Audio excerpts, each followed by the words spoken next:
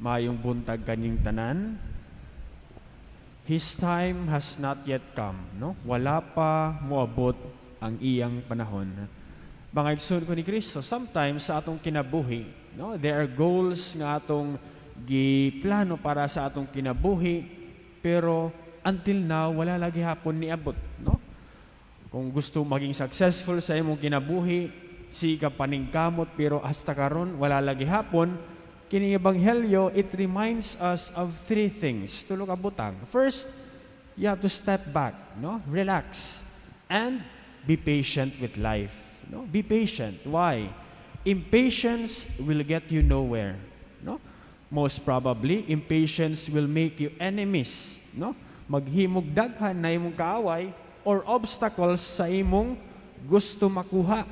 That is why you always have to be patient, because life it's simple, but it is also complicated, no? We have to be patient because the goal is to arrive at a destination, not to arrive there as fast as we can, no? Second, we have to work hard regardless of the result, no? Maningkamot gyud ta, magtrabaho lang gyud ta bisan dili pa ta ma-promote. Maningkamot ta, magtrabaho ta bisan dili pa nato makuha ang atong gusto makuha. Why?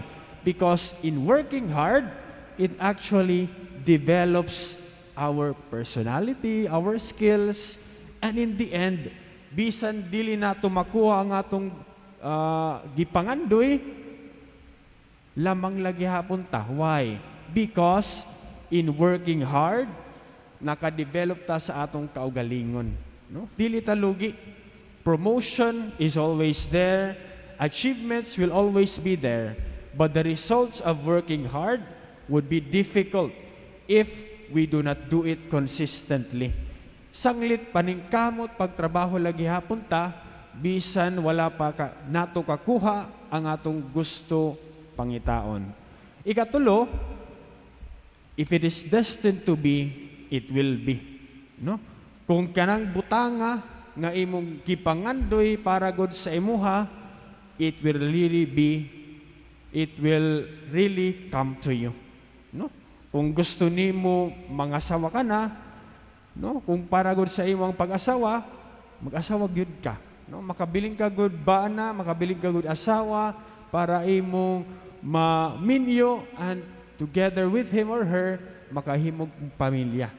Mga igsoon ko ni Kristo, there is always a time for everything, no? A time to rejoice, a time to weep, a time to be happy, a time to be sad, no? A time to work, a time to rest, a perfect time for everything. That is why in life we have so many goals, no? We have planned sa pagkabata pa nato, but siguro there are so many factors that we have to consider. But today's gospel reminds us, maybe it's not yet your time. Dili pa na imong panahon. That is why we have to be patient. We still have to work hard regardless of the result.